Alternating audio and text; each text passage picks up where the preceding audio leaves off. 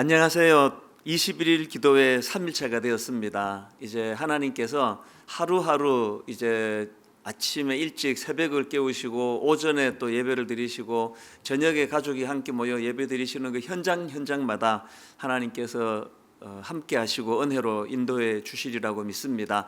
이제 잠깐 기도하고 시작하도록 하겠습니다. 고마우신 하나님 아버지, 이렇게 코로나 바이러스 확산으로 인해서 사랑하는 교회 출입이 금지가 되고 또 예배당에서 예배 드리는 일이 허락되지 않는 참 답답하고 클클한 이 상황을 주님이 아시고 하나님 21일 기도회를 통하여 하나님 앞에 말씀을 듣고 찬양하며 또 기도로 답답한 마음을 토로할 수 있도록 은혜 주신 거 감사합니다. 하나님께서 이곳에 모여 함께 예배하는 가정마다 개입해 주시고 바로 그 자리가 예배 처소가 된다는 사실을 확인하는 기쁜 그런 기도회가 되도록 인도하여 주시옵소서. 시종일관 인도해 주시기 원하옵고 예수님 이름으로 기도드립니다. 아멘. 오늘은 느헤미야 2장을 살펴보려고 하는데요, 구약성경 느헤미야 2장 1절부터 10절까지 제가 가진 성경으로 726페이지에 있습니다. 726페이지, 구약 726페이지에 있는 느헤미야 2장 1절부터 10절까지 말씀인데요, 우리 한 절씩 교독해서 읽도록 하겠습니다. 2장 1절 제가 먼저 읽습니다.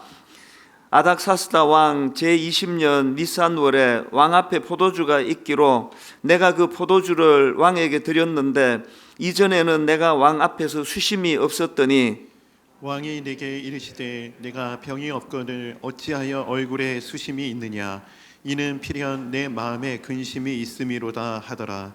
그때 내가 크게 두려워하여 왕께 대답하되 왕은 만세수를 하옵소서. 내 조상들의 묘실이 있는 성읍이 이제까지 황폐하고 성문이 불탔사오니 내가 어찌 얼굴에 수심이 없사오리이까 하니 왕이 내게 이르시되 그러면 내가 무엇을 원하느냐 하시기로 내가 곧 하늘의 하나님께 묵도하고 왕에게 아뢰되 왕이 만일 좋게 여기시고 종이 왕의 목전에서 은혜를 얻어싸오면 나를 유다 땅 나의 조상들의 묘실이 있는 성읍에 보내어 그 성을 건축하게 하옵소서 하였는데 그때 왕후도 왕 곁에 앉아 있어라.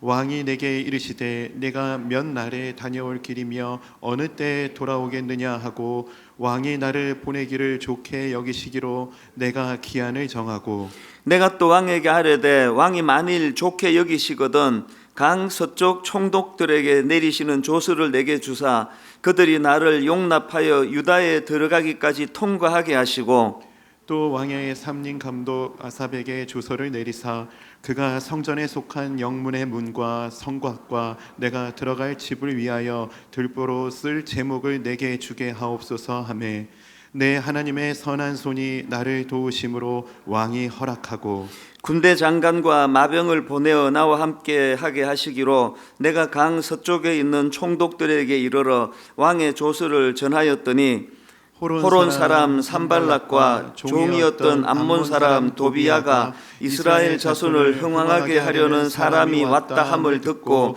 심히 근심하더라. 아멘. 지난 월요일과 화요일 이틀 동안에 이 느헤미야 1장을 통해서 이제 이 느헤미야는 그 성공한, 그래서 이제 그 수상궁이라고 하는 너무나 화려한 궁에서 이 권력과 부를 누리던 위치에 있었는데 그런 그가 이제 그 고향인 예루살렘에서 들려오는 비참한 소식을 듣고 이 마음이 무너지는 그런 내용을 살펴봤습니다. 느헤미야 1장 3절 4절이 그 내용인데요.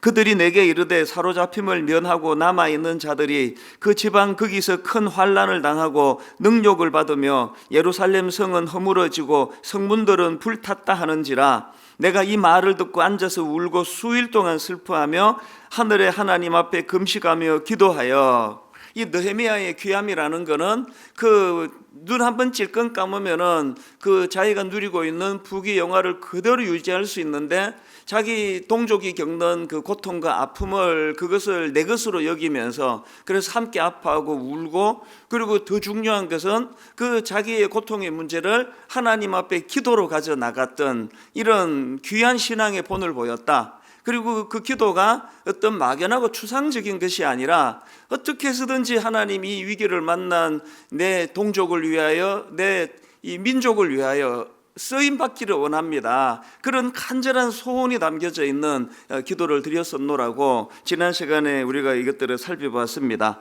이제 그 내용의 연장에서 이제 느헤미야 2장으로 넘어와서 이제 느헤미야 2장에서 발견하는 이 느헤미야의 강점 두 가지를 이제 오늘 좀 중점적으로 살펴보려고 합니다. 느헤미야 2장에서 발견되는 느헤미야의 강점 두 가지가 뭐냐 하니까, 하나는 그 서둘지 않고 때를 기다릴 줄 아는 인내력, 이것이 2장에서 발견되는 느헤미야의 강점이고요. 또 그런가 하면은 또 다른 한 강점은 그런가 하면은 이 기회가 왔을 때 놓치지 않고 과감하게 도전하는 그 결단력, 이것이 이제 느헤미야의 또 다른 강점으로 이제 발견이 되는 내용입니다. 그래서 저는 서둘지 않고 때를 기다릴 줄 아는 이 인내력이라는 덕목하고, 그런가 하면은 기회가 왔을 때 과감하게 도전하는 이 결단력이 균형을, 조화를 잘 이루는 신앙이니 이게 성숙한 신앙이지 않을까, 이제 이런 관점으로 이제 오늘 말씀을 좀 살펴보려고 하는데요. 그래서 오늘 이 느헤미야의 이 장점을 중심으로 해서 우리 신앙인들이 갖추어야 될 두 가지 균형에 대해서 이제 좀 살펴보려고 합니다. 이 신앙인들이 갖추어야 될 두 가지 균형 중에서 첫 번째가 뭐냐 하니까 기다림입니다. 이 인내력을 바탕으로 한 기다림. 저는 이 2장 1절에서 참 흥미로운 거 하나를 발견했는데요. 자, 2장 1절을 한번 읽어드리겠습니다. 아닥사스다 왕 제20년 니산월에 왕 앞에 포도주가 있기로 내가 그 포도주를 왕에게 드렸는데 이전에는 내가 왕 앞에서 수심이 없었더니, 여기 보면은 아닥사스다 왕 제20년 니산월에라는 이 달이 나오는데요. 이 니산월은 요즘으로 치면은 3월 혹은 4월에 해당되는 그런 달입니다. 그런가 하면은 첫날 우리가 살펴보았던 1장 1절, 거기에 보면은 또 다른 달이 나옵니다. 하가랴의 아들 느헤미야의 말이라 아닥사스다 왕 제20년 기슬러월에 내가 수상궁에 있는데, 여기 나오는 기슬러월은 요즘으로 치면 11월 달 혹은 12월 달에 해당되는 달입니다. 그러니까 이제 이 느헤미야가 그 1장에서 고향으로부터 들려오는 너무나 가슴 아픈 소식을 듣고 금식하고 기도한 지가 이제 넉 달이 지났다는 말씀이에요. 아마 그 좀 삐딱한 사람들이 또 보면은 뭐 굉장히 비아냥거릴 수 있는 대목 아닙니까? 아니 지금 자기 동족들이 저렇게 절망에 빠져 있는데 당장 달려가야지 무슨 넉 달이나 뭐 기도하고 있느냐고, 뭐 하고 있느냐고. 사실 이런 지적들도 뭐 듣기에 따라서는 뭐 일리가 있다고 생각이 들지만, 그러나 사실은 이 느헤미야의 이런 모습에서 정말 중요한 포인트 하나를 발견할 수 있는데요. 그게 뭐냐? 내가 하고자 하는 그 일이 아무리 선한 일이라 할지라도 하나님의 때에 하는 것이 중요하다는 거예요. 하나님의 뜻은 하나님의 때에 이루어진다는 것.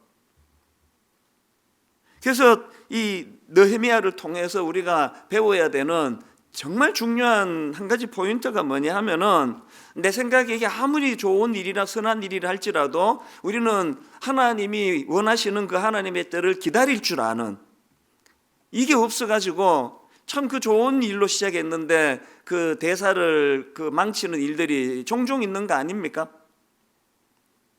우리가 꼭 기억해야 됩니다. 하나님은 질서의 하나님이세요. 그래서 하나님의 일하심은 하나님의 때에 하나님의 방법으로 이루어진다는 것. 그래서 갈라디아 4장 4절로도 보니까 때가 참에 하나님이 그 아들을 보내사 여자에게서 나게 하시고, 그냥 아무 계획 없이 그렇게 하시는 게 아니에요. 때를 기다리시는 하나님, 때가 참에. 이 땅 요시 예수님도 마찬가지입니다. 마태복음 4장 17절에 보니까 이때부터 예수께서 비로소 전파하여 이르시되 회개하라 천국이 가까이 왔느니라. 구원자로 이 땅에 오신 주님이시지만 무려 30년의 그 긴 세월을 기다리시는 거 아닙니까? 때를 기다리시는 거 아닙니까? 그래서 이때로부터 예수께서 비로소 전파에 이르시되, 오늘 참 교회 안에서 너무나 무질서한 일들이 많이 목도되는 것이 가슴이 아프거든요. 우리가 선한 일을 한다는 것도 중요하지만 그 하나님의 선한 일을 하나님의 방법으로 해야 되는데, 그 하나님의 방법으로 하는 것 중에 가장 첫째 되는 것이 하나님의 때를 기다리는 겁니다. 조급한 내 마음을 내려놓고 느헤미야처럼 계속 금식과 기도를 통해 하나님 뜻을 분별하면서 기다리는 거. 지난 시간에도 이 부분을 설명해 드렸는데요. 느헤미야 1장 11절을 세 번역으로 보니까, 주님 종의 간구를 들어주십시오. 주님의 이름을 진심으로 두려워하는 주님의 종들의 간구에 귀를 기울여 주십시오. 이제 주님의 종이 하는 모든 일을 형통하게 하여 주시고, 그 다음에 왕에게 자비를 입게 하여 주십시오. 그냥 뭐 아무것도 안 하고 그렇게 그냥 손 놓고 있는 거 아닙니다. 늘 주님 앞에 이 왕에게 자비를 있게 해주시기를 원하는데, 그러면서 기회를 보면서 기다리고 있었던 그 타이밍을 보고 있었던 이 느헤미야, 이게 인내력을 바탕으로 한 기다림, 이게 우리가 배워야 되는 한 가지 덕목이고요.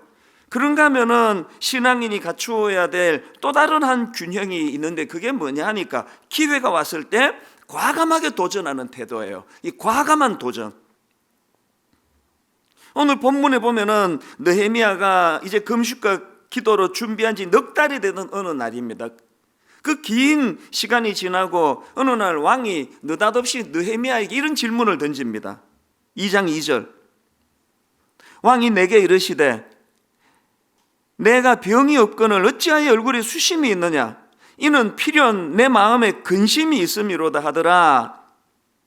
이 느닷없는 질문 앞에, 생각하지 못했던 그 왕의 질문 앞에 느헤미야의 반응이 너무나 도발적입니다. 너무나 놀라운 대답을 합니다. 어떤 대답을 하느냐 하니까 3절입니다. 왕께 대답하되, 왕은 만세수를 하옵소서. 내 조상들의 묘실이 있는 성읍이 이제까지 황폐하고 성문이 불탔사오니 내가 어찌 얼굴에 수심이 없사오리까? 아니, 왕이 필연 네 마음에 근심이 있는 것 같으다. 어찌하여 얼굴에 수심이 있느냐 그랬더니, 이게 듣기 따라가지고 굉장히 도발적인 그런 대답 아닙니까? 아니, 지금 내 고향 예루살렘이 지금 이런 지경에 빠졌는데 어떻게 내가 얼굴에 근심이 없겠습니까? 이런 표현 아닙니까? 그 당시 절대 권력을 가진 왕 앞에서는 이런 식의 대답이 글쎄요, 지금 북한의 김정은이라는 절대 권력자 앞에서 나이 많이 든 사람들이 얼굴도 못 들고 하는 그 분위기를 보면은 좀 비슷할 텐데요. 느헤미야는 지금 작심한 듯이 이런 과감한 도발적인 대답을 던집니다.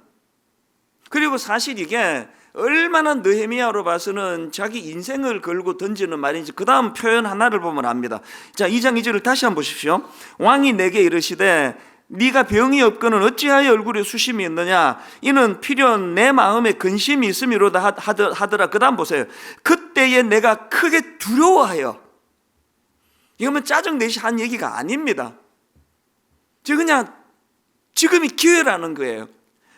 넉 달을 기다려온 기회가 지금 왔다는 겁니다. 왕이 내 지금 수심이 가득한 얼굴에 관심을 갖는 이게 지금의 하나님께서 원하시는 이 때라는 거. 그래서 그 기회를 잡았기 때문에 한번 승부를 거는 겁니다. 두려워하면서.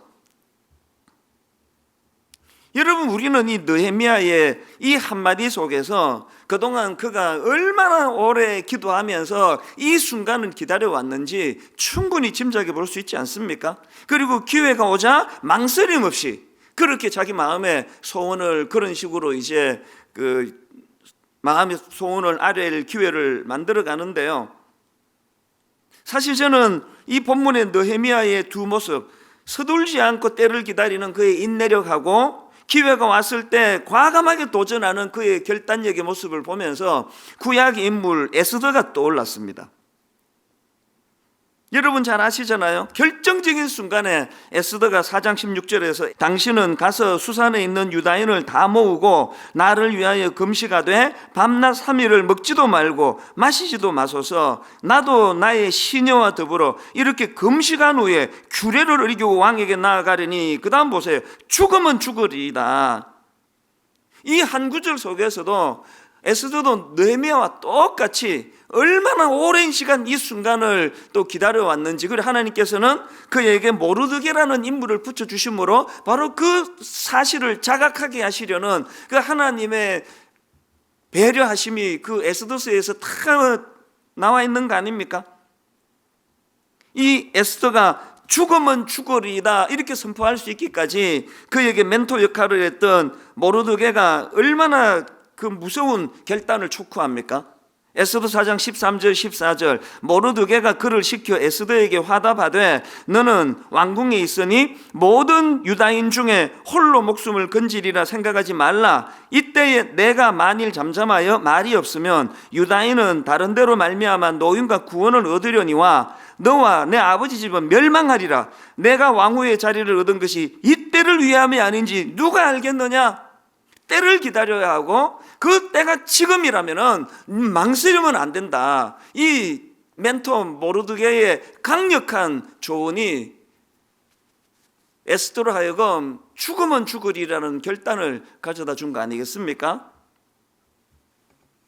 여러분, 저는 이 21일 기도회가 참 의미가 있다고 생각하는 게요, 지금 우리가 겪고 있는 이 코로나 바이러스의 확산도 너무나 난감하고 너무나 당황스럽지만 이거 이제 잠재운다고 이게 다가 아닙니다. 많은 전문가들이 이제 시작이라고 이야기합니다.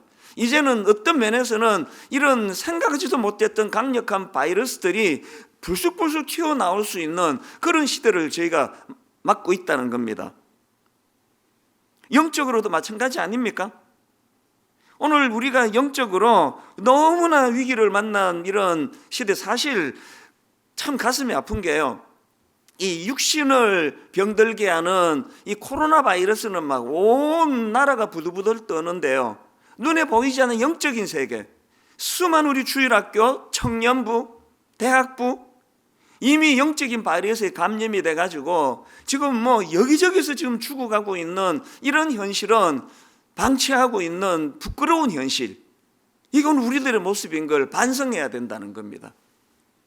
그런가 하면은 이제 영육 간에 이런 코로나 바이러스 확산이라고 하는 예전에는 상상도 할 수 없었던 이런 무서운 공격의 시대를 우리가 살아가야 되기 때문에, 그렇기 때문에 우리는 느헤미야나 에스더가 가지고 있었던 이 두 가지 균형, 늘 이 하나님의 때를 말씀으로 기도로 기다리면서 사모하는 그 한 마음이 필요하고요, 참 내키는 대로 생각 없이 촉촉 그냥 행동해버리고 말해버리는 이런 시대에서 그리스도인들은 늘 하나님의 때를 기다리는 그 인내가 바탕에 있으면서, 그런가 하면은 또 기회가 왔을 때 이 느헤미야처럼 과감하게 망설임 없이 그렇게 승부수를 던질 수 있는 이런 결단력, 이 두 가지를 우리가 갖추어야 된다는 겁니다. 근데 여러분, 여기서 한 가지 참 주의 깊게 보셔야 되는 게 아까 2장 2절 끝에 나온 이 말씀이요, 왕이 내게 이르시되 내가 병이 없거늘 어찌하여 얼굴에 수심이 있느냐, 이는 필연 내 마음에 근심이 있음이로다 하더라. 그때에 내가 크게 두려워하여, 이 한마디가 저에게 얼마나 위로가 되는지 모르겠습니다. 그 큰 인물 느헤미야도 두려움이 있었다는 거 아닙니까? 사실 넉 달을 기도로 준비했던 기도의 사람 느헤미야도 두려움은 없어지지 않으려는 겁니다. 신앙생활은요, 우리가 그냥 뭐 아무 감정이 없어지는, 두려움은 하나도 없는 그런 AI 같은 무슨 로봇을 만드는 게 아닙니다. 똑같이 두려운 거예요. 기도 아무리 많이 해도 현실 앞에 두려움은 없앨 수 없습니다. 그러면 기도 많이 하는 것이 무엇으로 차별화가 이루어지느냐, 저는 오늘 느헤미야에게서 바로 이 질문에 대한 답을 찾는데요. 자, 4절과 5절 한번 보십시오. 왕이 내게 이르시되, 느헤미야에게 하는 말씀 아닙니까? 왕이 내게 이르시되 그러면 내가 무엇을 원하느냐 하시기로 왕에게 아뢰되, 왕이 만일 좋게 여기시고 왕이 왕의 목전에서 은혜를 얻었사오면 제가 일부러 저 한 대목을 빼고 읽은 거 아닙니까? 늘 우리들의 모습을 제가 빗대가지고 빼고 읽었거든요. 자, 이제 다시 제대로 읽어드릴게요. 왕이 내게 이르시되 그러면 내가 무엇을 원하느냐 하시기로 내가 곧 하늘의 하나님께 묵도하고, 그리고 나서는 5절에 왕에게 아뢰되 왕이 만일 좋게 여기시고, 이렇게 그의 대답을 이어나가는 겁니다. 딱 이 차이예요. 저는 이 대목을 관로로 넣어가지고 묵상을 해봤습니다. 이 느헤미야의 그 중간에 껴드는 이 한 표현, 내가 곧 하늘의 하나님께 묵도하고 그 다음에 왕에게 아뢰되, 기도하는 사람과 기도하지 않는 사람의 차이는 딱 이거예요. 기도하지 않는 사람들은 바로 왕이 내가 너에게 뭘 원하느냐, 바로 5절에 왕에게 아뢰되 이렇게 나가는 거 아닙니까? 넉 달을 기도로 준비한 하나님의 때를 기다린 느헤미야됨은 두려움이 없어지는 것이 아니라 그 두려움을 무릅쓰고도 결단해야 되는 그때가 찾아올 때, 그 짧은 시간에 내가 곧 하늘의 하나님께 묵도하고, 내가 곧 하늘의 하나님께 기도하고, 내가 곧 하늘의 하나님께 아뢰고 답을 구하고, 그 짧은 시간에 그리고 대답을 하는 거예요. 저는 이 대목에서 참 목사지만 부끄러움을 느낍니다. 저는 여기 관로에 제가 넣었던 그 짧은 순간에 왕이 묻는데 네가 무엇을 원하느냐, 그럴 때 그 짧은 시간에 내가 곧 하늘의 하나님께 기도하고 아뢰하고 그분께 묵도하고, 이걸 저는 생략하고 바로 대답할 때가 참 많은 게 저라는 걸 고백하지 않을 수 없는 거 아닙니까? 여러분 어떠세요? 우리가 21일 기도회를 왜 가지고 있는 겁니까? 이 위기의 때에 이 위기를 모면하게 해달라는 기도도 필요하지만, 이런 위기 앞에서 우리가 깨닫고 배워야 될 많은 것들이 있는데 그 중에 하나가 뭐라 그랬습니까? 그저 내 생각이 옳다고 바로바로 말해버리고 바로 행동해버리고 그리고 후회하고, 이런 우리들의 생활 패턴이 오늘 이런 전 국민을 떨게 하는 코로나 바이러스의 이 창궐이라는 이 가슴 아픈 결과를 낳았다는 걸 우리가 직시하고, 이제는 어떻게 해야 됩니까? 오래 인내하고 기다리면서 넉 달 동안 하나님께 기도하면서 때를 기다렸던 이 느헤미야처럼, 그래서 두려움은 없어지지 않는데 내 태도가 달라지는 겁니다.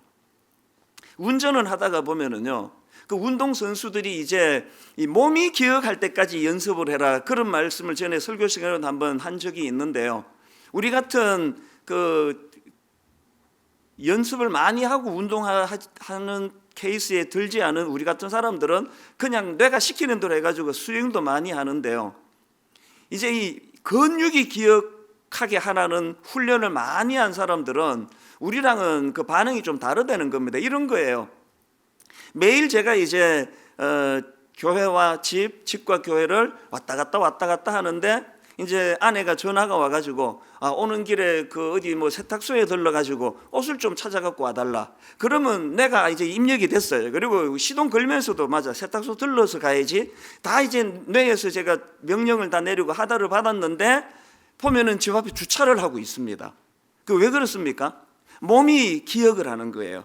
늘 집과 교회와 집 이것만 왔다 갔다 하면서 몸이 이제 기억을 하기 때문에 내가 명령을 내렸음에도 불구하고 본능을 따라 가지고 세탁소 가는 걸 까마득하게 잊어버리는 겁니다. 왜 넉 달의 기도, 금식과 기도의 시간이 필요했다고요?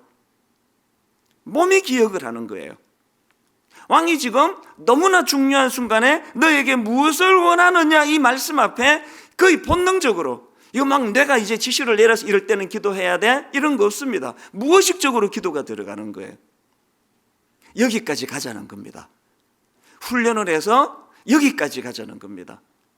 거의 내 삶 속에서 오랜 기도 훈련이 이루어짐으로 말미암아 어떤 결정적인 순간에 내 본능, 내 자아, 내가 갖고 있는 이 얄팍한 내 지식으로서 반응하기 쉬운 내가 몸이 기억할 정도로, 이럴 때는 짧은 시간이든 긴 시간이든 하나님께 의뢰해야 된다, 하나님께 여쭈어야 된다. 이 몸이 기억할 때까지 이 21일 가지고는 어림도 없습니다만 이 기간만이라도 한번 그렇게 훈련해 보자는 겁니다. 이제 마지막으로 한 가지만 더 말씀을 드리고 말씀을 마무리하려고 하는데요.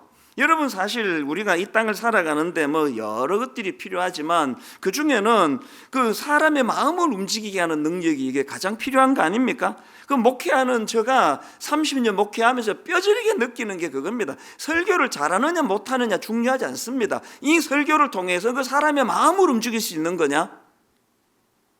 그 부모도 마찬가지 아닙니까? 부부간에도 마찬가지 아닙니까?